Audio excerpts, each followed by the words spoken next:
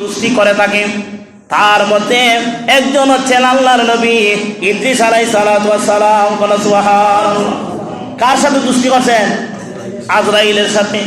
আল্লাহ পাক পাঠাইলেন, ওরে আজরাইল যাও, আজকে এমন এক নবীর কাছে তোমারে পাঠাইতেছি, যেই নবী সাথে তুমি গেলে বুঝতে পারবা তিনার আখলাক কেমন, চরিত্র কেমন, কথাবার্তা কেমন। ইদ্রিস নবীর কথা বলার ধরন এমন মিষ্টি ছিল, তিনার সাথে যারা এই কথা বলতো প্রেমে পড়ে যেত। কানা সুবহানাল্লাহ। তিনার প্রতি ভালো লাগতো। কি তো ভালো লাগতো। এমন মানুষ আছে না দুনিয়া, দেখবেন গালি দিলে ভালো লাগে, গালি দিলে কি লাগে? ভালো লাগে। আর কিছু মানুষের বালা কথা হইলে কি লাগে? খারাপ লাগে। ইদ্রিস নবী এমন ভাবে কথা বলতেন, মানুষের কি লাগতো? ভালো লাগতো, বন্ধুত্ব করতে পারতেন। আজ আলাইহিস সালাতু ওয়াস সালাম গেলেন, সালাম বিনিময় করলেন। সালাম দেওয়ার পরে এবার ইদ্রিস আলাইহিস সালাতু ওয়াস সালাম বলেন, ওয়া আলাইকুমুস সালাম। কোন সুবহানাল্লাহ। সালাম বিনিময় হওয়ার পরে এবার ইদ্রিস আলাইহিস সালাতু ওয়াস সালামের কাছে আজরাইল আলাইহিস সালাতু ওয়াস সালাম বলতেছেন, আমি তো আসছি আপনার রূহ নেওয়ার জন্য। কি নেওয়ার জন্য? রূহ নেওয়ার জন্য। কারণ ইদ্রিস আলাইহিস সালাতু ওয়াস সালামের সাথে আরো বহুবার আজরাইল দেখা করছেন। কোন সুবহানাল্লাহ। আরো অনেকবার আজরাইল ইদ্রিস আলাইহিস সালাম কি করছেন? দেখা করছেন। বন্ধুত্ব সুলভ ভাবে আসতেন, গ্রামের মধ্যে বেড়াইতেন। কোন সুবহানাল্লাহ। বেড়াইতেন। এবার যদি বলেন আজরাইল ফেরেশতা না মানুষ? ফেরেশতা না মানুষ? বুঝেন না? ফেরেশতা না মানুষ? ফেরেশতা। কিন্তু তিনার সাথে থাকছেন, এই জন্য তিনার মানুষ বলা যাইব? তাইতো না। কারণ এটা নিয়ম। মুসা নবী তাৎপর দিচ্ছেন, আজরাইলের চক্ষু খুলে গেছে, রক্ত বের হয়েছে, এই জন্য কি আজরাইল মানুষ হইছেন? না। আল্লাহ রসুল দেখতে মানুষের মতন, কিন্তু তিনার হল গঠি আল্লাহ নূর দ্বারা তৈরি করছেন। কোন সুবহানাল্লাহ। এবার ইদ্রিস আলাইহিস সালাতু ওয়াস সালাম বলেন, ও আজরাইল, ঠিক আছে, তুমি আমার রূহ কবজ করার জন্য আসছো, ঠিক আছে, তবে আমার একটা শর্ত আছে। আমার একটা কি আছে? শর্ত আছে। আমি একটা বার দেখতে চাই তুমি মানুষের জান রূহ কিভাবে কবজ করো, আবার কিভাবে, কেমন লাগে, কষ্ট হয় কিনা। তবে একটা কথা আছে। বলে কি কথা? তুমি আমার রূহ কবজ করবা, কবজ করার পরে আবার আমার রূহ দিয়া দিবা। কোন সুবহানাল্লাহ। এইরকম কারো সাথে লেনা দেনা ওইগুলি মনে করে সম্ভব না। এবার আদিল আলাইহিস সালাতু ওয়াস সালাম বলেন, এটা তো সম্ভব না। এটা কি না?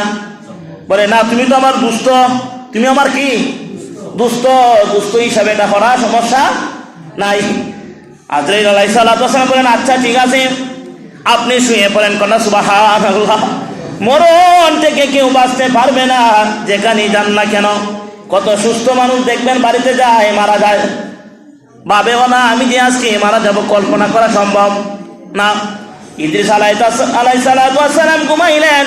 ঘুমানোর পরে আজরাইল আলাইহিস সালাতু ওয়াস সালাম তিনার বুকের মধ্যে হাত রাখলেন, রাখার পরে রূহটা নিয়ে গেলেন। ইদ্রিস আলাইহিস সালাতু ওয়াস সালাম মারা গেলেন। বলেন, ইন্না লিল্লাহি ওয়া ইন্না ইলাইহি রাজিউন। তিনি যখন ইন্তেকাল করলেন, করার কিছুক্ষণ পরে আবার ইদ্রিস আলাইহিস সালাতু ওয়াস সালামের রূহকে ফিরিয়ে দেওয়া হলো। কোন সুবহানাল্লাহ। রূহকে কি করা হয়েছে? ফিরিয়ে দেওয়া হয়েছে। কে ফিরাইয়া দিছে? আজরাইল নিজেই ফিরাইয়া দিছেন। এবার তিনি যখন জীবিত হলেন, হওয়ার পরে বলতেছেন, পরে আজরাইল, রূহ নেওয়া বুঝি এত কষ্ট। আল্লাহু আকবার। রূহ নেওয়া বুঝি এত কষ্ট রে আজরাইল, আমি আজকে বুঝতে পারছি এই কষ্ট থেকে বাঁচার কোনো কি নাই, উপায়।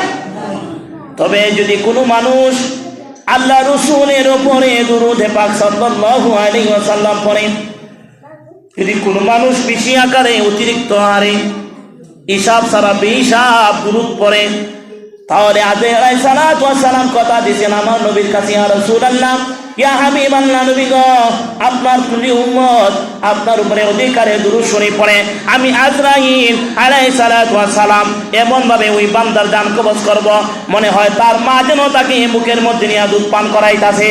কোন সুবহানাল্লাহ। এই জন্য বেশি বেশি রসুলের উপর দুরূদ শরীফ পাঠ করার দরকার আছে না নাই? করবেন।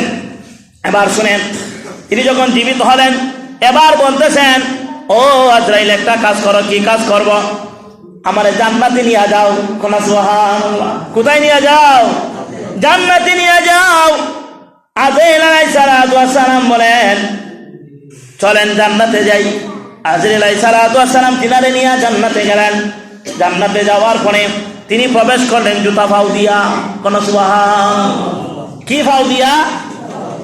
যদি আমার যতটুকু খেয়ালে আসে, সর্বপ্রথম তিনি জুতা খুললেন, জান্নাতে প্রবেশ করলেন, আবার জুতা ভিতরে আসলেন, আবার জুতা লাগালেন, জুতা পরার পরে আবার জান্নাতের মধ্যে প্রবেশ করলেন। কোন সুবহানাল্লাহ। আবার যখন জান্নাতের মধ্যে প্রবেশ করলেন, জান্নাতের মধ্যে প্রবেশ করার পরে এবার আজরাইল আলাইহিস সালাতু ওয়াস সালাম ডাকতেছেন, বন্ধু ও দোস্ত চলে আসো। কোন সুবহানাল্লাহ। সময় নাই কি নাই? এত সময় তোমাকে দেওয়া যাবে না, তাড়াতাড়ি জান্নাত থেকে চলে আসো। আল্লাহর নবী ইদ্রিস আলাইহিস সালাতু ওয়াস সালাম জান্নাত থেকে বাইরে চলে আসেন। মানুষের পাও কয়টা? জুতা কয়টা লাগে? দুইটা লাগে। ইদ্রিস আলাইহিস সালাতু ওয়াস সালাম জান্নাত থেকে বাইরে আসার সময় একটা জুতা জান্নাতের মধ্যে রেখে দিলেন। কোন সুবহানাল্লাহ। দেখেন তিনি কথা রাখছেন। আজরাইল আলাইহিস সালাতু ওয়াস সালাম বলেন চলে আসেন। তিনি জুতাটা ভিতরের মধ্যে রাখিয়া চলে আসলেন। আসার পরে বলতেছেন, দোস্ত আমার তো একটা মিস্টেক হয়ে গেছে। কি হয়ে গেছে? আমি তো জান্নাতের মধ্যে জুতা রেখে আইছি। কোন সুবহানাল্লাহ, আল্লাহু আকবার। আমি জান্নাতের মধ্যে জুতা রেখে এসেছি, জুতাটা নিয়ে আসি, জুতাটা নিয়ে আসি। আল্লাহর নবী ইদ্রিস আলাইহিস সালাতু ওয়াস সালাম জুতা আনার জন্য আবার জান্নাতের মধ্যে প্রবেশ করলেন। জান্নাতের মধ্যে প্রবেশ করে জুতা নিলেন। এবার আপনি ডাকতেছেন, দোস্ত চলে আসেন, চলে আসেন। আল্লাহর নবী ইদ্রিস আলাইহিস সালাতু ওয়াস সালাম বলেন, না আর আসা যাবে না। সুবহানাল্লাহ। আর আসা জান্নাতে গেলে কি কেউ আসতে চাইব? বলেন না, না আর আসা যাবে না। কি বলেন? আপনি যদি না আসেন আমার জন্য সমস্যা। আল্লাহ পাক রব্বুল আলামিনের কাছে বলছেন, মাওলা আপনার নবী ইদ্রিস আলাইহিস সালাতু ওয়াস সালাম তো আসেন না। ইদ্রিস আলাইহিস সালাতু ওয়াস সালাম বলেন, হো আজরাইল, মানুষের মরণ কয়বার হয়? একবার। কয়বার হয়? একবার। আমি মরে গেছি একবার, আবার জিতা হয়েছি। কোন সুবহানাল্লাহ। আমার মরণ হয়েছে, আমি কথা দিছিলাম জান্নাতে যাই আবার তোমার কাছে আসবো, আবার আসছি, এখন আবার জান্নাতে প্রবেশ করছি। ওরে আজরাইল, আমি আর কোনোদিন জান্নাত থেকে বাইর হব না। আজ পর্যন্ত আল্লাহর নবী শুধু ইদ্রিস আলাইহিস সালাতু ওয়াস সালাম জান্নাতের মধ্যে শরীরে গিয়ে জীবিত অবস্থায় আছেন। সুবহানাল্লাহ। এবার শুনেন, আল্লাহর রাসূল সাল্লাল্লাহু আলাইহি